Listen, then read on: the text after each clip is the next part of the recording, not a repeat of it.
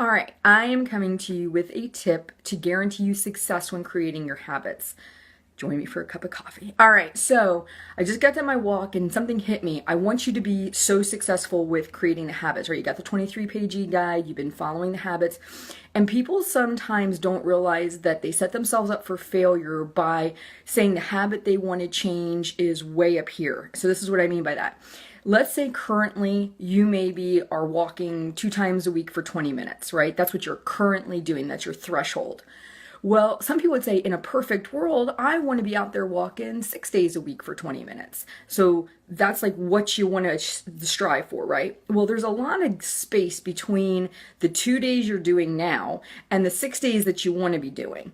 And that's where I say that we need to create a new minimum threshold for you and then have the maximum threshold to be thinking about. So in this case of the walker, I would say since he's currently been doing 2 times a week, let's make the new minimum threshold 4 days a week, and we can aspire to the 6 days a week. So as long as he hits the 4 days a week, he's rocking his goal. If he gets all the way up to 6, I mean, that's just gravy, right? But there has to be some kind of organization to it, because if you just say, I'm going to go from 2 days a week up to 6 days a week, most people are going to feel very discouraged and realize very quickly once life happens, and that's a big commitment, right?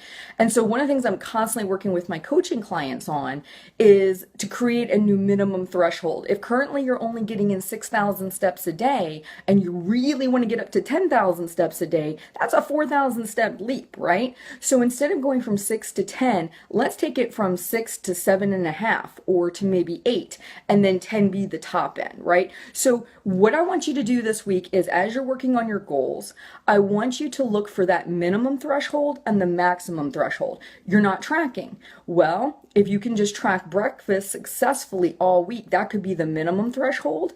And then if you track breakfast, lunch, and dinner, that would be your maximum threshold. So say one day you do breakfast and you do lunch, but you don't do dinner. You've done awesome with your goal and you've surpassed it. We feel successful by setting realistic, attainable goals. Most people fall down on that because they set it for the lofty of what they want to be doing, not what they necessarily can be doing. I want you to be successful more than anything. I don't want you to cave. I don't want you to give up. I don't want you to be back here next January saying, I wish I would have just done the habit change. I want you to do this. And so anything, and I'm coming to you on a regular basis because I really want you to be successful. So if you feel these videos are helpful, let me know. If you think something like this would help somebody else, please share it, because this isn't just applied to weight loss. This is anything you do in your life. If you are in your business and you're doing X amount of, traffic and you want to increase it up to here, create a new minimum threshold. That's how you progress up into success.